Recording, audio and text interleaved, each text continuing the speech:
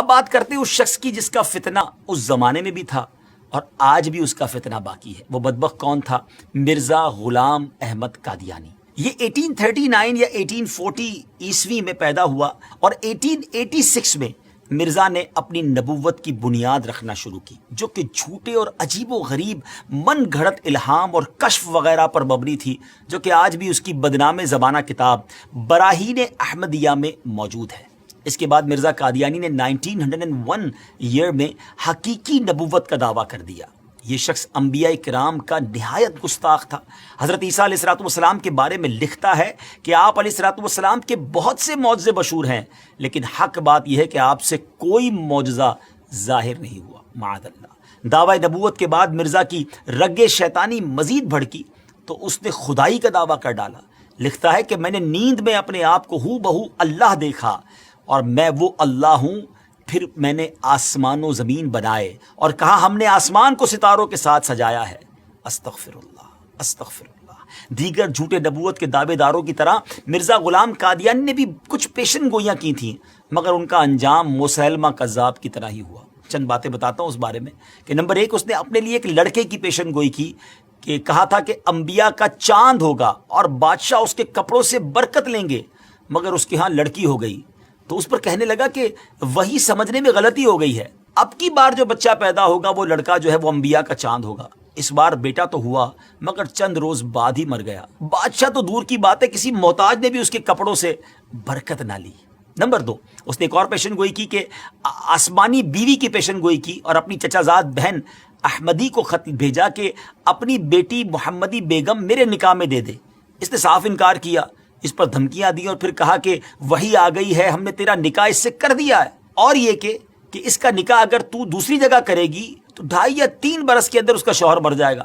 مگر اس خدا کی بندی نے اس بدبخت کی ایک نہ سنی اور سلطان محمد خان سے نکاح کر دیا۔ وہ آسمانی نکاح دھرا کا دھرا ہی رہ گیا، کچھ بھی نہ ہوا، وہ شوہر نہ مرا اور نہ کچھ اور ہوا۔ اللہ اکبر۔ ناظرین، جھوٹوں کا یہی انجام ہوتا ہے۔ بہرحال مرزا غلام احمد قادیانی نے قانون کا امتحان دیا، لاء کا امتحان دیا، ٹیسٹ دیا، مگر فیل ہونے پر تعلیم سے اس کا دل اچاٹ ہو گیا۔ کمزوری دل و دماغ کا مرض پوری عمر رہا، کئی بیماریاں اس کی زندگی میں اس کے ساتھ تھیں۔ 26 مئی 1908 میں یہ لاہور میں اس کو ڈائریا ہوا اور گندگی کے عالم میں، جی ہاں، جب اس کا آخری وقت آیا تو وہ واش روم میں تھا، گندگی میں لت پت تھا اور لوگ اس کی لاش کو دیکھ کر یوں سمجھیے کہ عبرت کا نشان اس کی لاش بن گئی۔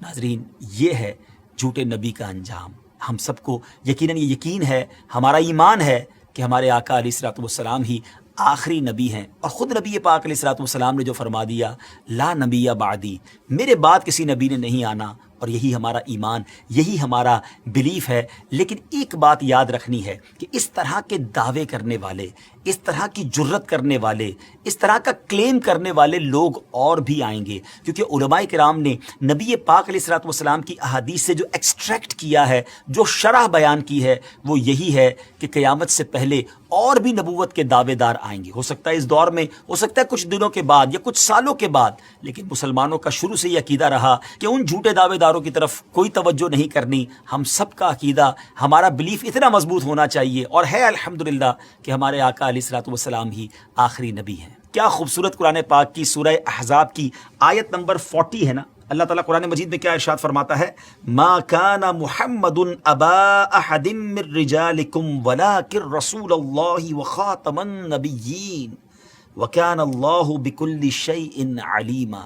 سبحان اللہ، کتنا خوبصورت اس کا ترجمہ ہے۔ محمد تمہارے مردوں میں کسی کے باپ نہیں ہیں، لیکن اللہ کے رسول ہیں اور سب نبیوں کے آخر میں تشریف لانے والے ہیں، اور اللہ سب کچھ جاننے والا ہے۔ تو الحمدللہ یہ چمکتا دمکتا عقیدہ مسلمانوں کا صبح قیامت تک انشاءاللہ جاری و ساری رہے گا کہ اللہ کے آخری نبی جناب محمد الرسول اللہ صلی اللہ تعالیٰ علیہ وسلم ہیں، اور یہی ہمارا ایمان ہے۔ بہرحال ان جھوٹے نبوت کے دعوے داروں کے بارے میں ہم نے جانا، اور علماء احادیث کی شرح کرتے ہوئے لکھتے ہیں کہ یہ نشانی ابھی اور چلنی ہے، یعنی اور لوگ بھی قیامت سے پہلے اس طرح کے دعوے کرتے رہیں گے اور مسلمان ان سے نپٹتے رہیں گے۔ بہرحال اللہ کریم ہم سب کو سچے ایمان والا، صحیح عقیدے والا مسلمان بنائے۔